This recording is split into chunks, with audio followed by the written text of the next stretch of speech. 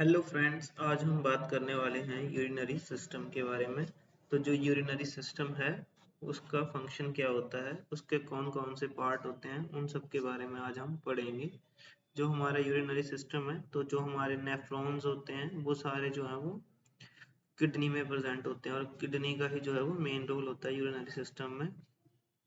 जो किडनी होती है उसमें नेफ्रॉन प्रेजेंट होते हैं। जो नेफ्रॉन है वो हेल्प करते हैं, जो भी वेस्ट मटेरियल हमारी बॉडी में जो हमारे लिए बेनिफिशियल नहीं होता है वो हमारी बॉडी से एक्सक्रीट आउट हो जाता है थ्रू यूरिन। तो जो हमारे नेफ्रॉन्स हैं वो है फंक्शनल यूनिट है हमारी किडनी की। जो किडनी है उसमें नेफ्रॉन प्रेजेंट होते हैं, वही काम करते हैं सारा। तो फर्स्ट स्टार्ट करते हैं हम यूरिनरी सिस्टम से। Urinary system is one of the four excretory system in our body. The other three are valves, lungs and skin. तो जो हमारे बॉडी के जो वेस्ट मटेरियल है वो तीन चार ऐसे सिस्टम एक्सक्रीटरी सिस्टम है, वहां से जो है वो एक्सक्रीट आउट होता है। तो उसमें हमारा एक आता है यूरिनरी सिस्टम, दूसरा हमारा आता है बाउल, तीसरा आता है लंग्स और चौथा है स्किन। नेक्स्ट है कंपोनेंट्स ऑफ यूरिनरी सिस्टम। जो यूरिनरी सिस्टम है उसके कौन कौन से कंपोनेंट हैं, तो एक है किडनी है, दो किडनियां हैं, दो यूरिटर्स हैं, यूरिनरी ब्लैडर है, यूरिथ्रा है। जो हमारी किडनियां हैं उनमें नेफ्रॉन प्रेजेंट होते हैं। जो नेफ्रॉन है वो फंक्शनल यूनिट है किडनी की। The kidney remove waste product of metabolism, excess water and salt from blood and maintain the pH। जो हमारी किडनी है वो जो हमारा वेस्ट मटेरियल होता है और जो एक्सेस वाटर होता है और जो साल्ट होता है, तो उसको जो है वो एक्सक्रीट आउट करती है हमारी बॉडी से और जो पीएच है उसको मेंटेन करती है। Ureters convey urine from the kidney to the urinary bladder. तो जो यूरिन जो है वो किडनी में जैसे कोई रीअब्जॉर्प्शन होगी, सारा कुछ होगा। तो रीअब्जॉर्प्शन होने के बाद जो भी यूरिन जो है वो किडनी से आएगा तो वो यूरिथर से होके यूरिनरी ब्लैडर में जाएगा। The urinary bladder is the muscular reservoir of the urine. तो यूरिनरी ब्लैडर में सारा यूरिन जो है वो कलेक्ट हो जाएगा।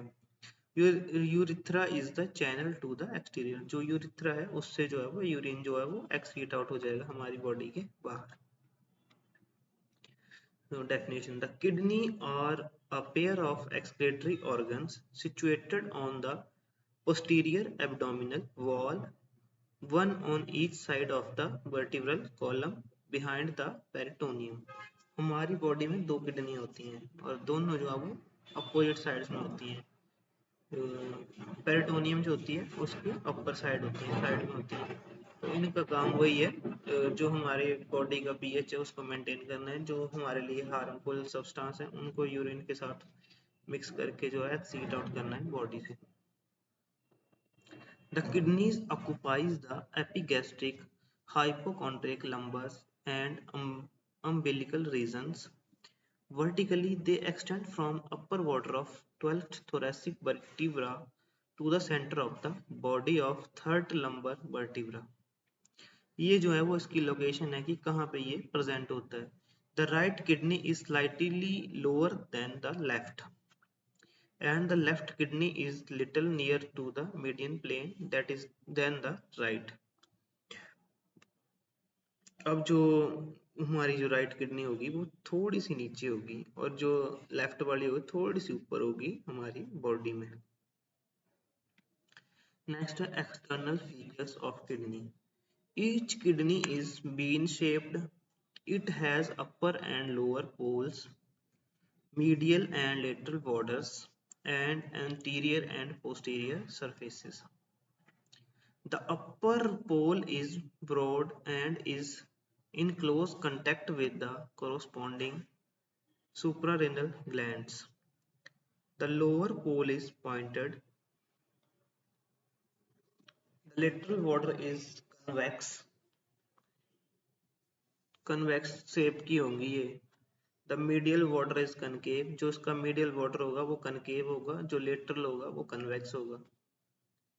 The middle part of the medial border is depressed and is known as hilum। hilus भी बोलते हैं। ये जो सेंटर में इसका स्ट्रक्चर दिखाई दे रहा है जहाँ पे ये जो मतलब खाली सा लग रहा है बीच में से थोड़ा सा, इसको बोलते हैं हीललेस पार्ट। अब मेजरमेंट क्या क्या है, इसका कलर क्या कैसा होता है, इसका रेडिश ब्राउन होता है कलर। लेंथ होती है इसकी 11 सेंटीमीटर, और जो विड्थ होती है वो 6 सेंटीमीटर ब्रॉड होती है। थिकनेस होती है 3 सेंटीमीटर थिक। वेट होता है इसका मेल्स में होता है 150 ग्राम एंड फीमेल्स में होता है 135 ग्राम। सरफेस मेकिंग मोरिस्पल, ये आपके लिए इम्पोर्टेंट नहीं है, ये आपको पेपर में नहीं आएगा, इतना इम्पोर्टेंट नहीं है। नेक्स्ट है covering. It has 3 coverings, innermost fibrous capsules और true capsules, middle fatty capsules slash perinephric fat, it is collection of fatty tissue. 3 layer की बनी होगी हमारी किडनी। फर्स्ट होगी इनर मोस्ट लेयर, नेक्स्ट होगी मिडल फैटी कैप्सूल, ये जो है वो फैटी टिश्यू की बनी होगी। नेक्स्ट है the false capsule made up of renal fascia, it has 2 layers anterior and posterior. तो ये है इसका एंड कौन कौन से पार्ट्स होते हैं इसमें, राइट वाली में कौन कौन से होंगे, लेफ्ट वाली में कौन कौन से होंगे। जो पार्ट होंगे वो सारे एक्सप्लेन किए हुए हैं। जैसे राइट में है सुप्रारेनल, लीवर होगा, ड्यूडिनम होगा, राइट कॉलिक फ्लेक्सर होगा, coil of smalls, renal vein होगी, रेनल आर्टरी होगी जो लेफ्ट में है उसका, और सेम जो है वो स्ट्रक्चर है। जैसे सुप्रारेनल में हमारा आ जाएगा, उसके बाद आएगा स्प्लीन आएगा, स्टोमक आएगा, पैनक्रियाज आएगा, लेफ्ट कॉलिक। रिलेशन है जो हमारी लेफ्ट वाली किडनी है उसके रिलेशन जो है किसके साथ हैं, और जो राइट वाली है उसके किसके साथ हैं, वो सारे नाम दिए हुए हैं यहाँ पे। पैनक्रियाज के साथ जो है वो लेफ्ट वाली जो किडनी है उसका रिलेशन है हमारा स्टमक, स्प्लीन, पैनक्रियाज के साथ, और जो राइट वाली है उसका लीवर, डुोडेनम और राइट कॉलिक फ्लेक्सर। अब नेक्स्ट है एनाटॉमी ऑफ किडनी।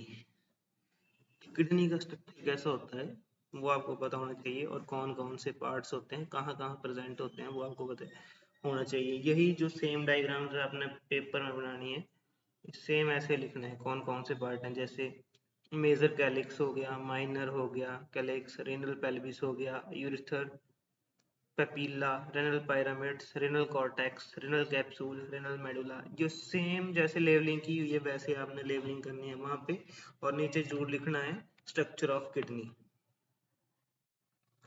नेक्स्ट है kidney frontal section. Minor calyx होता है इसमें, मेजर कैलिक्स होता है, रेनल पेल्विस होता है, medulla, cortex, ureter, renal vein, renal artery, ये सारे जो हैं वो मतलब अपना डायग्राम जब भी बनानी है तो ये जो डिफरेंट डिफरेंट पार्ट्स हैं इनके नाम जरूर लिखने हैं और प्रॉपर लेवलिंग करनी है। अब हमारा आता है नेफ्रॉन। नेफ्रॉन क्या है, मैंने आपको पहले बता दिया कि जो किडनी है, किडनी के लिए जो है वो बेसिक यूनिट है नेफ्रॉन, क्योंकि किडनी जो है उसमें हमारे नेफ्रॉन्स ही होते हैं, सबसे ज्यादा नेफ्रॉन्स होते हैं उसमें, करोड़ों लाखों करोड़ों नेफ्रॉन होंगे, वो सारे मिलके जो वो काम करते हैं, तब जाके जो है वो रीअब्जॉर्प्शन होती है। जो हमारे बॉडी के साल्ट होते हैं उनकी रीअब्जॉर्प्शन हो जाती है हमारी बॉडी में, एब्जॉर्प्शन होती है, प्योरिफिकेशन होती है। जो ब्लड में साल्ट का लेवल ज़्यादा हो तो उसकी प्योरिफिकेशन होगी। जो बेनिफिशियल चीज़ें हैं वो हमारी बॉडी में रहेंगी, जो बेनिफिशियल नहीं है वो बॉडी से एक्सक्रीट आउट हो जाएंगी। रेनल आर्टरी, रेनल वेन्स होंगी इसमें। नेक्स्ट है एनाटॉमी ऑफ किडनी। एनाटॉमी में आ जाएगा कॉर्टेक्स आ गया, medulla, renal capsules, minor calyx, renal parameter, renal papilla, renal pelvis. Renal cortex outer 1 centimeter, renal medulla, renal columns, pyramids, papilla, lobe of kidney, pyramids and its overlying cortex। ये सारे जो हैं वो part हैं anatomy में, आपको यही पता होना चाहिए कि कौन कौन से पार्ट हैं, कहाँ कहाँ प्रेजेंट होते हैं, और डायग्राम्स जो आपको पता होनी चाहिए। Microscopic histology. The kidney may be regarded as a collection of millions of uriniferous tubules. Each uniferous tubule consists of an excretory parts called nephron and of a collecting tubes. Each kidney contains over 1 million nephron and thousands of collecting duct. तो ये है structure of nephron. Loop of Henle है, पेरिटिब्यूलर capillaries हैं, veins हैं, collecting duct है। तो ये जो डायग्राम्स है नेफ्रॉन की, यही डायग्राम्स आपने बनानी है कि कौन कौन सा पार्ट ग्लोमेरुलस है, फिर कॉन्वोलेटेड टेब्यूल्स हैं, प्रॉक्सिमल कॉन्वोलेटेड टेब्यूल्स हैं, ये सारी जो है वो सेम आपने ऐसे डायग्राम बनानी है। जो हमारे ग्लोमेरुलस होते हैं वहाँ पे हमारी होती है फिल्ट्रेशन। जो लूप ऑफ हेनले होता है, जो हमारा प्रॉक्सिमल कॉन्वोलेटेड ट्यूब्यूल्स है, वहाँ जाके होती है हमारी ये एब्जॉर्प्शन होती है। लूप ऑफ हेनले में हमारी वो होती है, क्या बोलते हैं इसको, रीअब्जॉर्प्शन होती है, प्योरिफिकेशन होती है, नेफ्रॉन्स फंक्शनिंग।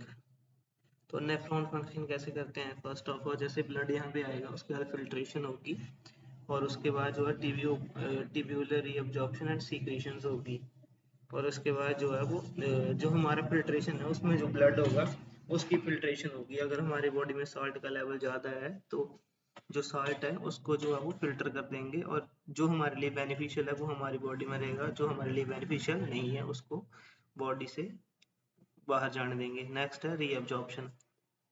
फिल्ट्रेशन के बाद जैसे रीअब्जॉर्प्शन में जाएगा, हो सकता है सोडियम का लेवल जो है वो हमारी बॉडी में कम हो। अगर हमारी बॉडी में सोडियम का लेवल कम होगा तो रीअब्जॉर्प्शन में जो सोडियम है, पोटाशियम है, कैल्शियम है, वो सारा जो है वो रीअब्जॉर्ब हो जाएगा। जैसे रीअब्जॉर्ब हो जाएगा उसके बाद जो फ्लूइड बचेगा वो सीक्रेट हो जाएगा, उसके बाद जाएगा सीक्रेशन में, और सीक्रेशन के बाद जो है वो सारा जो है यूरिन के थ्रू जो बॉडी से बाहर चला जाएगा। ये है प्रोसेस ऑफ यूरिन। जो न्यूरॉन है उनकी फंक्शनिंग है, और जो यूरिन है वो यूरिटर्स के थ्रू जो है वो यूरिनरी ब्लैडर में जाएगा और यूरिथ्रा से बॉडी से बाहर चल जाएगा। नेक्स्ट है kidney function. Filter blood plasma, eliminates waste, returns useful chemicals to blood.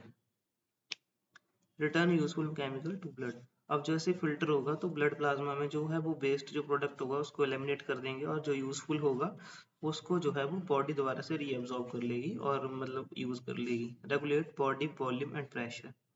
तो जो किडनी है वो ब्लड वॉल्यूम जो है उसको रेगुलेट करती है, और जो ब्लड प्रेशर है उसको भी मेंटेन करती है।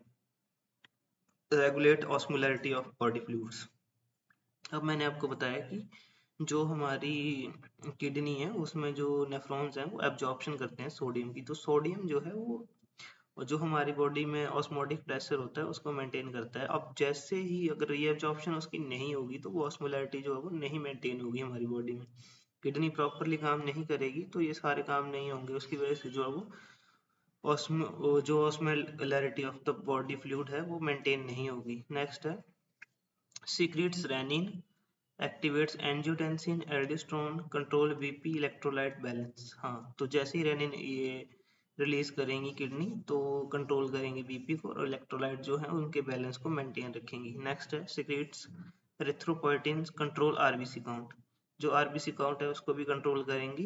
एरिथ्रोपोइटिन जो है वो ये मतलब एंजाइम है उसको रिलीज करेंगी, तब जो है वो आरबीसी काउंट जो है मतलब मेंटेन रहे, कंट्रोल रहेगा। और जो एसिड बेस बैलेंस है उसको भी मेंटेन करेंगी, और ग्लूकोनियोजेनेसिस करेंगी, ये किडनी जो है हेल्प करेगी। नेक्स्ट है ब्लड सप्लाई डायग्राम। इसमें है कि ब्लड सप्लाई जो है वो जाएगी कैसे। अब आर्टरीज होती हैं, वेन्स होती हैं, नर्व सप्लाई होती है, लिम्फेटिक ड्रेनेज होती है। तो फर्स्ट है arterial supply. Renal arteries which are the direct branches of abdominal aorta and large in size. जैसे डायग्राम में आपको दिख रहा है, जो हमारी रेड कलर की है ना उनको हम बोलते हैं आर्टरीज। तो आर्टरीज जो है वो जहाँ जहाँ प्रेजेंट होंगी वहां तक जो है वो सप्लाई जाएगी। जो वेन्स हैं वो ब्लू कलर की हैं, इनमें हमारा होता है डीऑक्सीजनेटेड ब्लड, और जो ऑक्सीजन वाला होगा वो रेड वाली में जाएगा आर्टरीज में। नेक्स्ट है nerve supply. sympathetic fibers derive from T10L1 segment and parasympathetic fiber from vagus nerve. Lymphatic drainage into lateral aortic nodes। जो लिम्फेटिक ड्रेनेज होगी ना वो एरोटिक नोड्स जो होंगी उनके थ्रू जाएगी वो वहां से। अब नेक्स्ट है कोजेनिटल एनोमैलीज।